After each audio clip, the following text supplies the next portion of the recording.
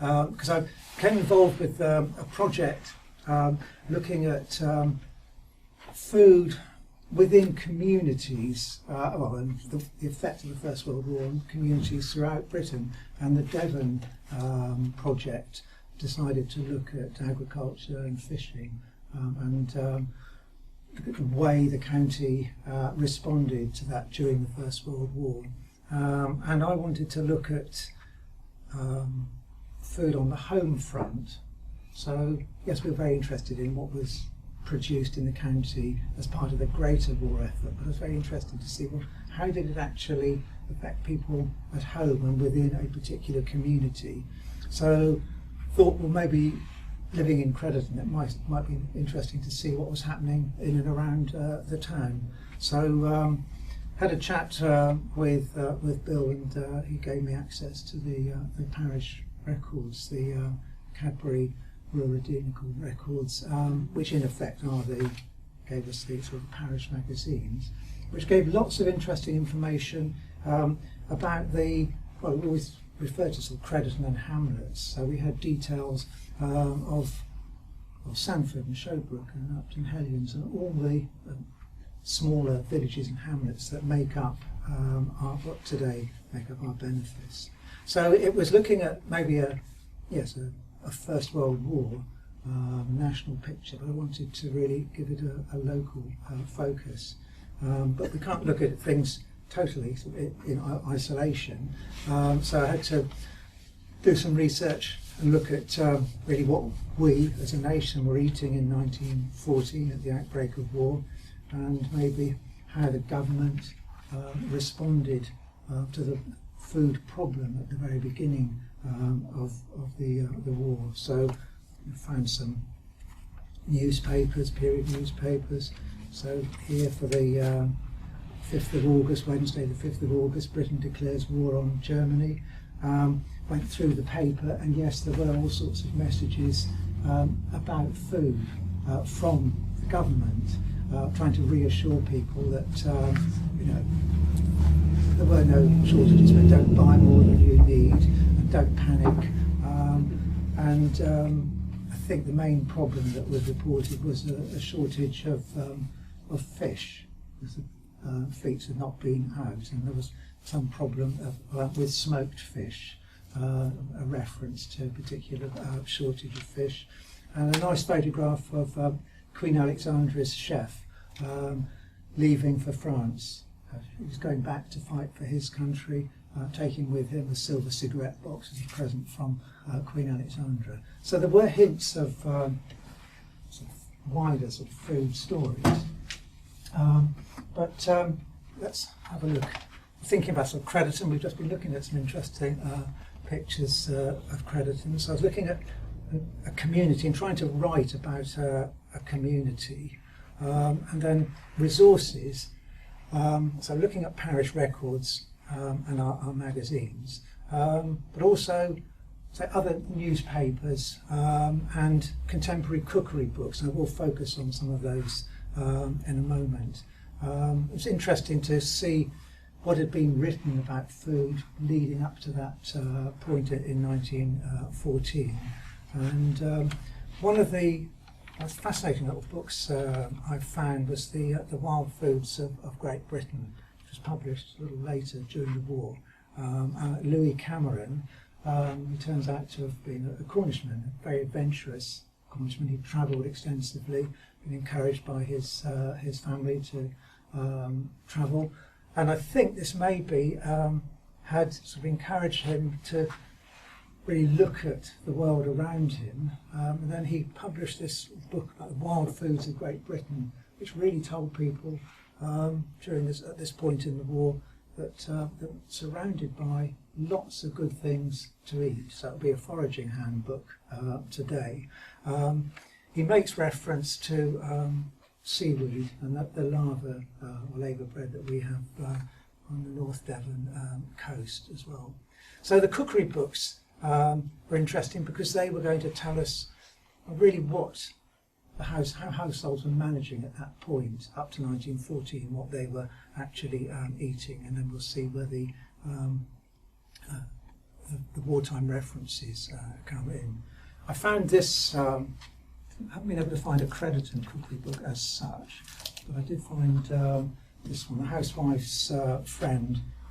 This was a little charity publication, a fundraising book that was published in 1914 in Tavistock. So it gives an idea, but rather like we do today, we publish a cookery book for the church or local organisation, and people contribute recipes. So we've got some things that would have been popular at the time, like an apple cheesecake, date cake, tennis cake, oatmeal biscuits. There's all sorts of things. And I just rather topical comment. On the last page, useful hints.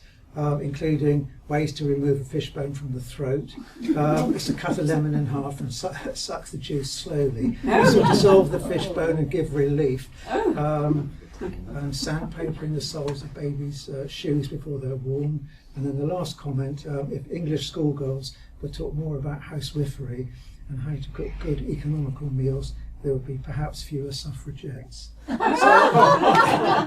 get a flavour of the time. So we've yet to find a Crediton cookery book. There was a 1914 publication from Barnstaple, the Barnstaple Book of Cookery. And again, that was for the Mayoress's Fund for the children's homes. So it's an interesting and important point. I think that people were, it was in their routine to fundraise, to look after others, and that was something that emerged through the research that I was looking at. So we'll come back to cookery books maybe in a moment. So what we were eating in 1914, but it's important to look at, again, the wider picture. Devon had lots to offer in the way of food. It's agricultural community. We look at the diet enjoyed by people working on the land, and also the visitors who were coming to Devon were interested and impressed by the quality of the food in the county, and of course it was a food producing county. Again, a time of contrasts. The era up to 1914 was sometimes described as the sort of Belle Epoque. It was, for some, a very an era of luxury, sort of hedonistic sort of lifestyle and pleasure.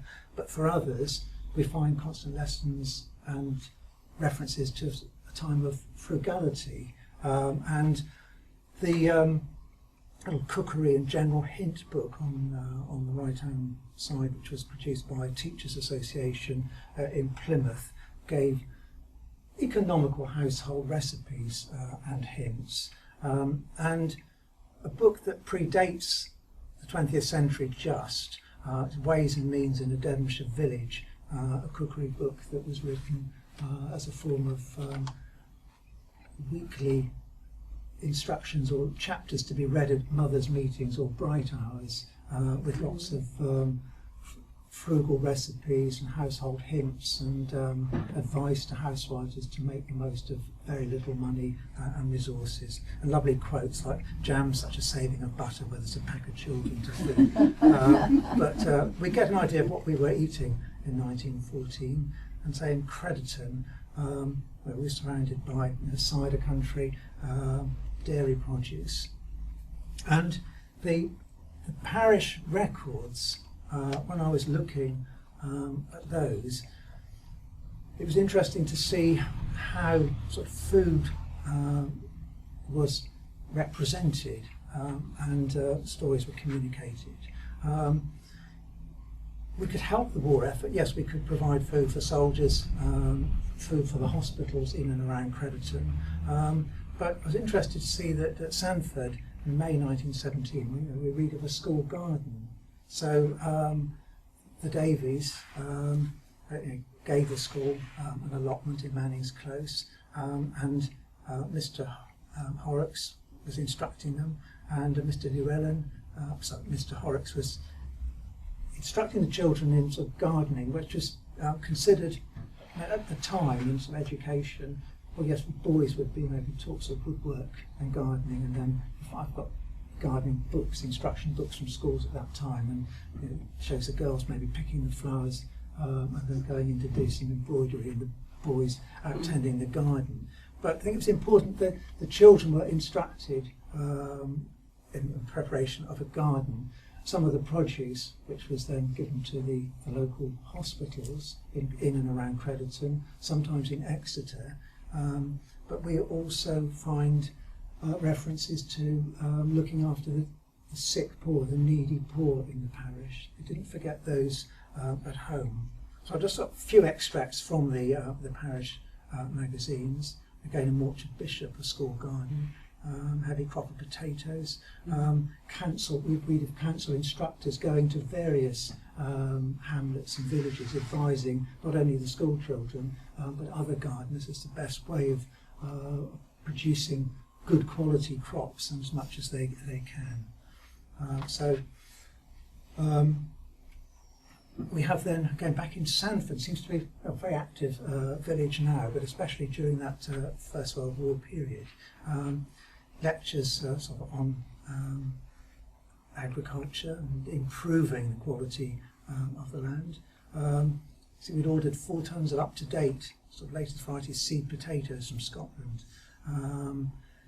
The employment of women, advantages of cheese making and poultry keeping. And again, around this period, we find constant references in other newspapers and magazines to sort of training for dairy production. So it was felt that to improve the quality of and consistency of cheese and butter,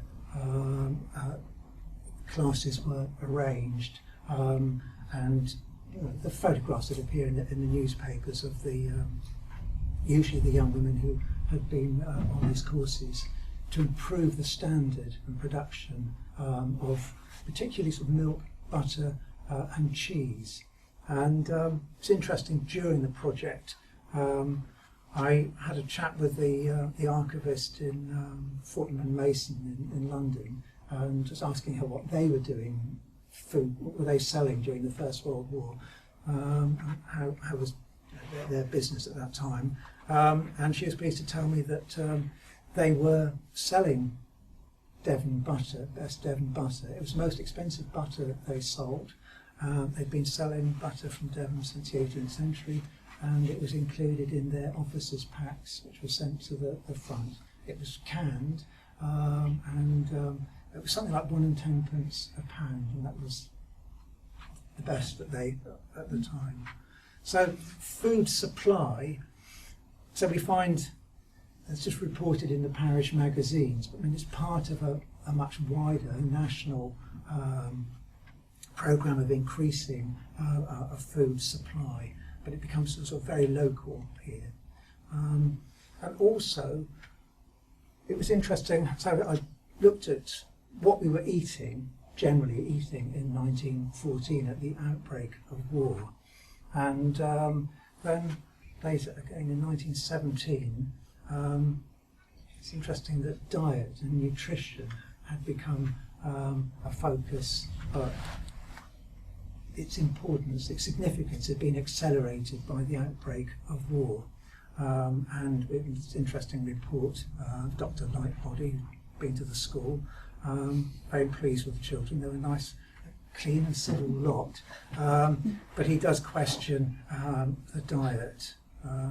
Was it pastry, pork and pickles? Not too pleased about those. Plenty of porridge, roasted apples, brown bread and green vegetables, and a little fat bacon and milk. I heard interesting comments on the radio today about sort of, us not being a sort of nanny society and telling people what to eat, but this is 102 years ago. And what was important, though, it's not mentioned in the parish magazines, was that the research into diet and nutrition owed a great deal to a Dr. Harriet Chick, who'd been working in that period up to the First World War on diet, and she was looking at the significance of dairy produce on children's diet, so sort of milk and butter and cream, and really trying to establish why they were so good for children, and they've made the association with preventing rickets and bone, sort of healing broken bones.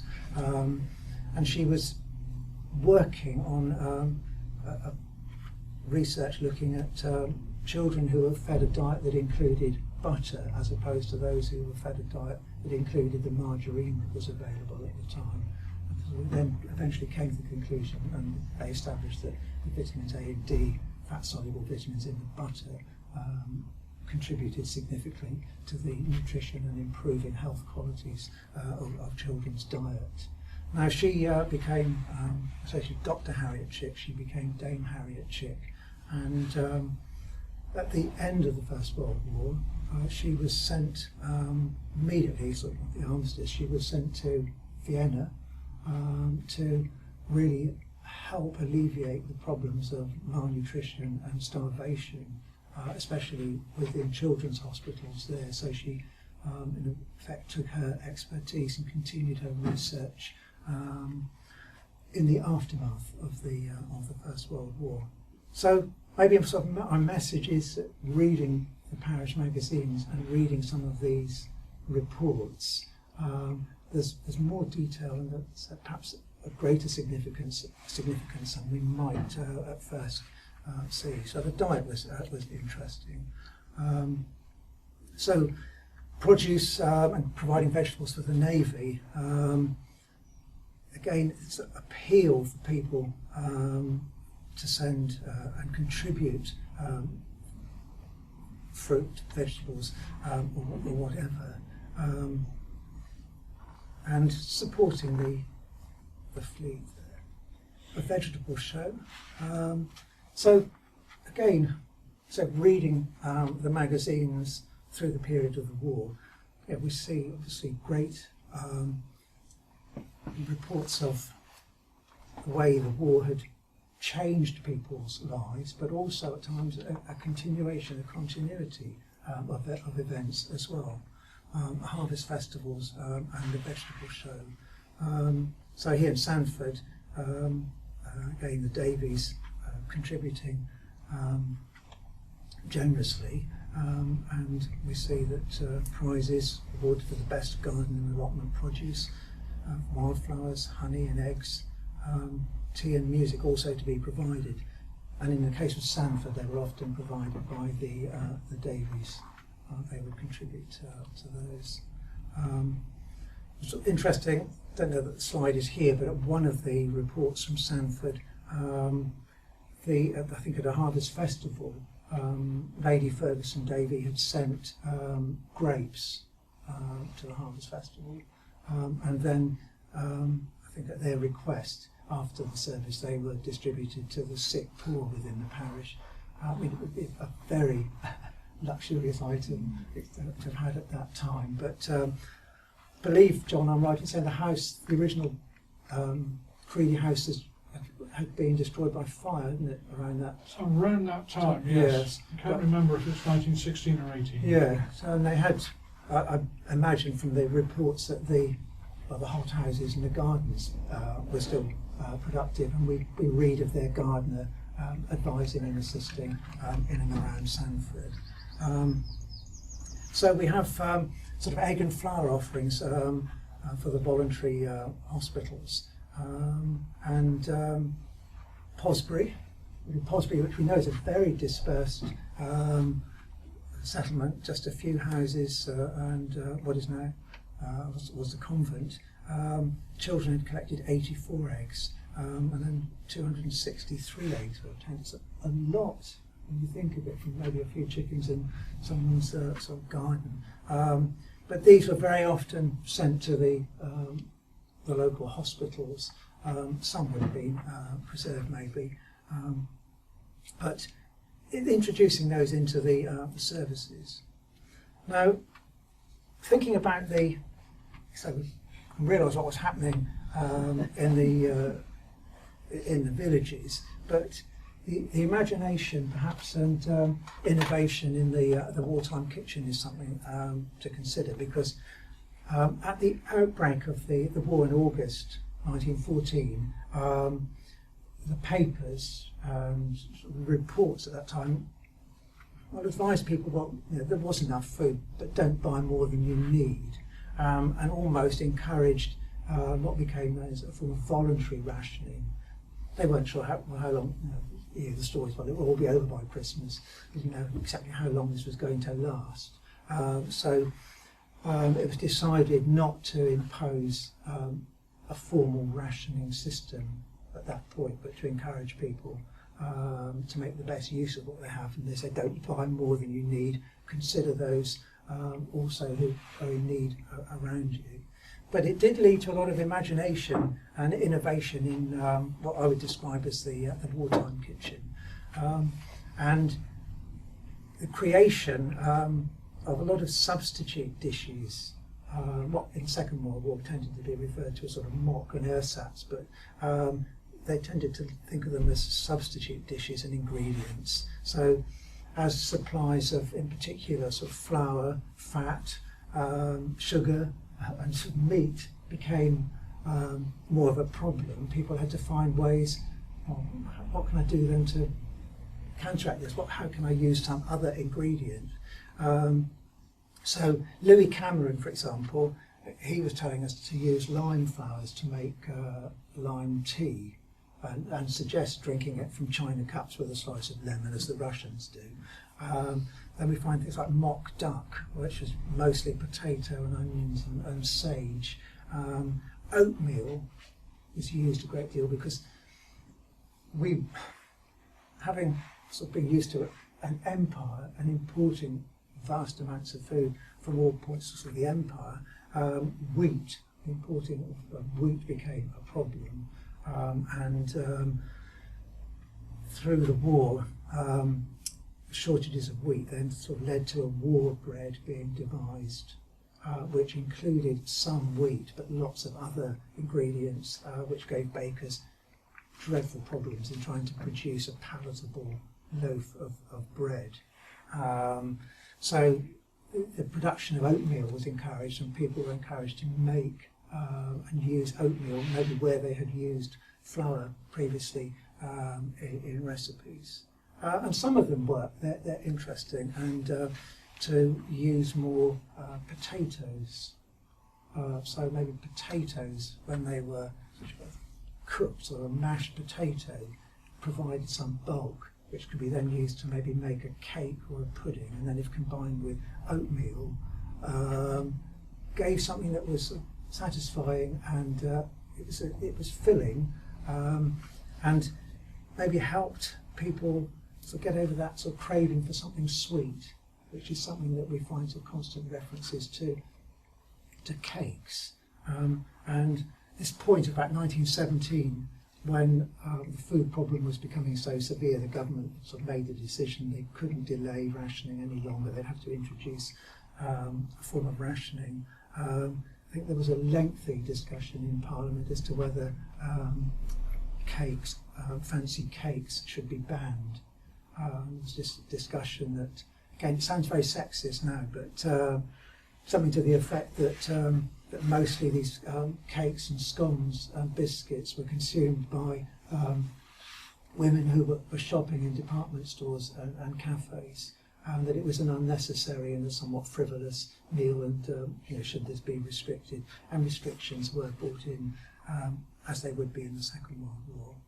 So people became very inventive and innovative, and in particular there are a couple of ladies I'd like to introduce you to.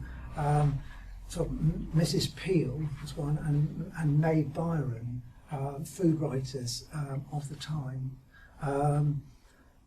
who had, again with great imagination, found ways of producing interesting and somewhat sort of palatable dishes, but from very few ingredients.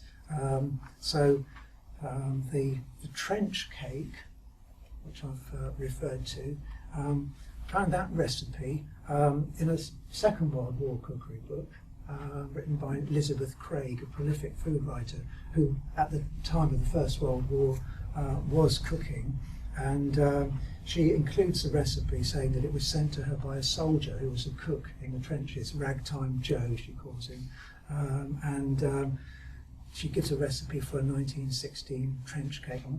I have one for you to try, and you can guess the ingredients.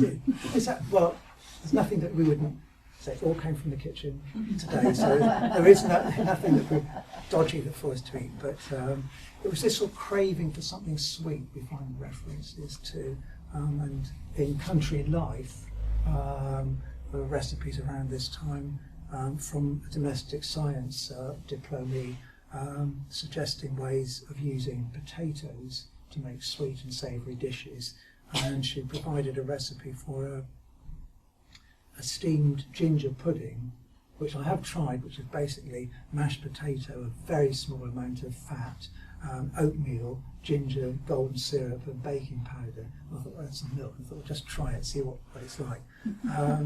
And actually, it was surprisingly palatable. The sort of oatmeal gives a softer texture than the sort of quite compressed or soggy mashed potato might be, and then with the ginger and the golden syrup, it's perfectly acceptable. And sort of eggless cakes. We had to come up with something different, and sort of cooking at home became a problem not only for the housewives that were left to sort of manage the kitchens as they would have done in and around sort of Crediton, but with women working in factories and on the land, many households lost their cook.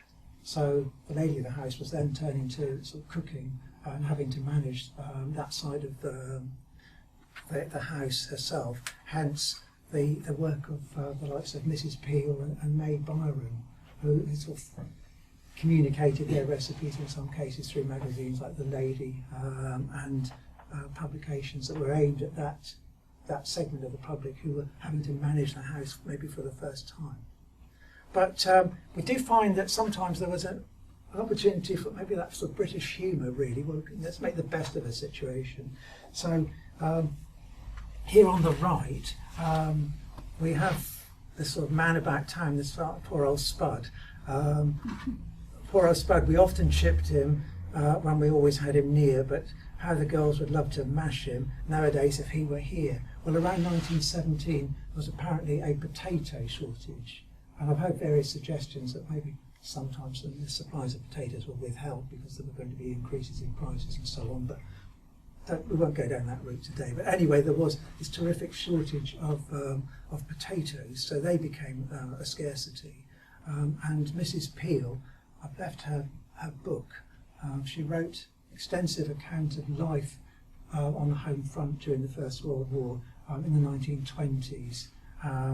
And she reflects on this potato shortage, and that she says in London, where a gentleman might call for dinner with a box of chocolates or a bouquet of flowers, he was likely to turn up with a bag of potatoes, which would have been a more acceptable gift. So we get that, which I rather like, really, that, you know, can see, make a humorous side of it, make the best of it. And the little boy in the larder, if food goes up much more, it'll be out of reach altogether for some of us. Well, again, sort of satirical, but it was a problem that we faced during the First World War. There was vast inflation, food shortage, huge inflation in prices, scarcity and uncertainty of supply. So maybe for the likes of Mrs. Peel, who may have still had some domestic staff, that they were aware, and she also comments on this, that for the housewife that was maybe trying to keep down some sort of war work, manage a home, look after the children because the husband was away, well, the problems that she faced in getting her food and shopping were really great, and then the uncertainty that, well, was there going to be anything left by the time she got to the shops? So it did become a problem, and with the war bread government realised that they were very wary too of problems that elsewhere in Europe at that time and in Russia, and food shortages and bread shortages. They had to step in and do something about this problem of food. So they established a war bread, which was made from like a government regulation flour. So that's all a baker could use to make this bread. And this was a flour that was really a blend of whatever cereals and pulses that might have been available to produce this, well, at best we should say, a substantial sort of wholemeal type loaf. But it was criticised and not liked by the public, as they didn't accept a national loaf in the Second World War. I want something that was imposed on you, and you've taken away the nice soft white bread. But there was a supply of bread. At least you could go to the baker and you could get a loaf of bread. And it was felt that you could not ration bread, and also the price had to be subsidised. So the price was fixed, and the government paid the subsidy, and that is suggested was a lesson then for the Second World War, where there would be price controls and government subsidies to ensure supply of staple foods. Find again the humour. I'll leave these for you to look at here. A £4 loaf of wartime bread, eat half a pound a day, some margarine and butter beans, ain't bad grub anyway. It was sort of typical of the diet that many people were getting used to at this point around 1917. So again, that humorous way of looking at it. The margarine was not the margarine we have today. Technology enabled a solid fat to be made from sort of milk and oils, but it didn't contain the vitamins A and D that margarine contains by law today. So it was a substitute, hence its some reputation. I'm not going on with too many other slides, because I want just to talk about one or two of the bits and pieces I've put out for you to have a look at in a moment. But as my sort of finishing point for sort of Crediton, this was the Peace Day, and again we're talking about Berry's sort of photographs, and I think that by the time we've talked about the effect of the war on food and our diet and change, and people were looking, well, what was ahead? What was peace going to bring? Because by 1917, so the government had introduced a form of rationing, and the rationing control carried on until about 1921 or so. So it started with, I've got 2 ration cards from the First World War here. You registered for meat, sugar, fat, and meat. So they'd introduced this form of rationing. So there were extensive food shortages that we had to cope with. But reflecting on our record during the First World War, it is interesting the way we coped. We found a way around the shortages, and even publication from 1916. This was a 6-penny cookery book, the Best Way book, and this one included a section on cooking in wartime. I think this must be local because it's got a name Alice Lee in it, so I've got a feeling that could be a local publication. But the advice at this time for housewives included, well, better than butter. So we've got this butter shortage, that dripping was better for you than butter. It made good pastry and was very good for children, apparently. You could make milk. Recipes here. Batter pudding without eggs. Golden mock butter. if you made a nut butter, like a peanut butter, and then children apparently liked it if it was beaten to a cream with a tablespoonful of golden syrup. How to make cheap pastry, not to waste anything, how to cook an old cabbage, doesn't sound very appetising, does it? And saving the baker's bills. Preserve your parsley in November, little hints on wartime economy, save tea leaves, besides being useful for brushing the carpet. If they're boiled in water, the liquid makes a splendid cleaner for varnished boards or dark paint. There are all sorts of sort of hints produced there, but with a somewhat patriotic introduction to the housekeeping section in the Best Way book. Housekeeping in wartime. Keep the home flag flying, that's the call we hear today, while our gallant lads in blue and khaki are away. Housewife, do your bit as well and fight against expense, as bravely as the menfolk give their all in our defence. So there was this very patriotic element to managing the wartime kitchen.